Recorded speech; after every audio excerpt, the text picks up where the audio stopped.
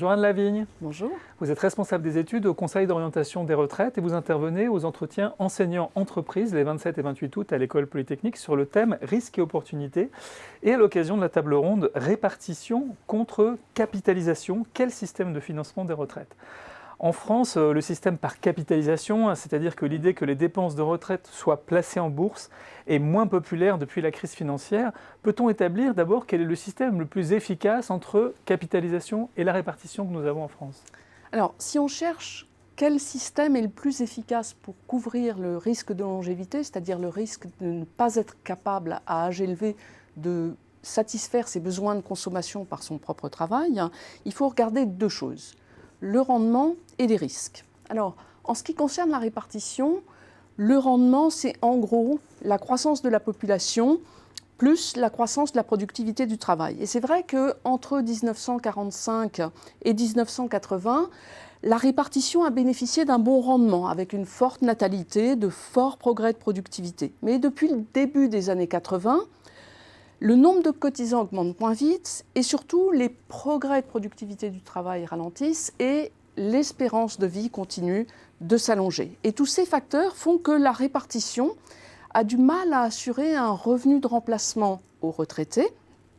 Maintenant, si on regarde du côté de la capitalisation, les choses étaient assez favorables jusque dans les années 2000.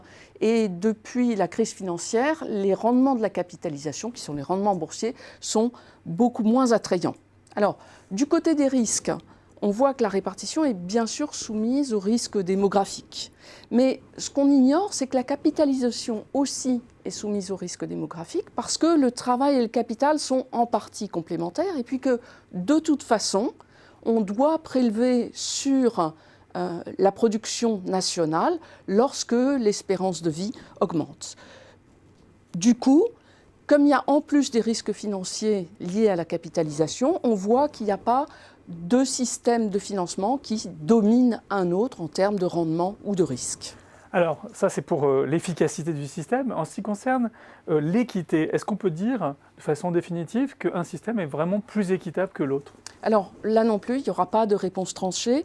Quand on s'intéresse à l'équité, il faut regarder deux choses: l'équité entre les générations et l'équité au sein des générations.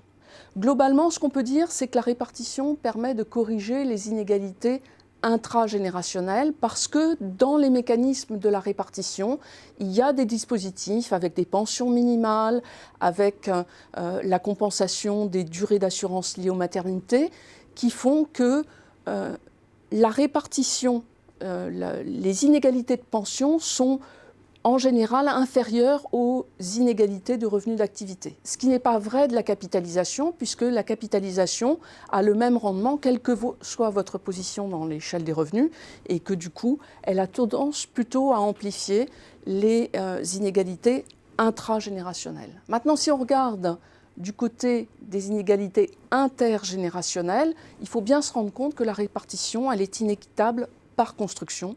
Il y a des générations qui n'ont pas ou peu cotisé et qui ont bénéficié d'un fort rendement, et ça se fait au détriment des générations ultérieures. En capitalisation, on n'a pas cette inégalité liée aux successions de générations qui ont des différences d'espérance de vie, mais il faut bien voir qu'il y a certaines générations qui vont bénéficier de forts rendements boursiers, alors que d'autres générations seront obligées de leur liquider leur retraite à des moments où la bourse est moins favorable. Donc il y a des défauts des deux côtés et on ne peut pas trancher dans tous les cas. Alors finalement, qu'est-ce qui conduit des pays comme le nôtre, qui a fait un choix très fort sur la répartition, à choisir tel ou tel système? C'est un choix de société parce qu'on préfère tel risque, tel avantage? Alors, il y a le poids de l'histoire, bien sûr. La France a construit son système depuis fort longtemps. Il y a la situation démographique. On ne choisit pas le même système de financement selon qu'on a une natalité soutenue ou une natalité qui est moins soutenue.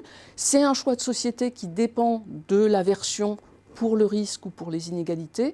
De toute façon, je pense que le choix entre répartition et capitalisation n'est pas le choix le plus fondamental. Il me semble que le choix social le plus crucial, c'est quelle part de la richesse nationale on souhaite prélever pour avoir un financement public de nos retraites. Merci beaucoup Anne Lavigne pour cet éclairage. Merci.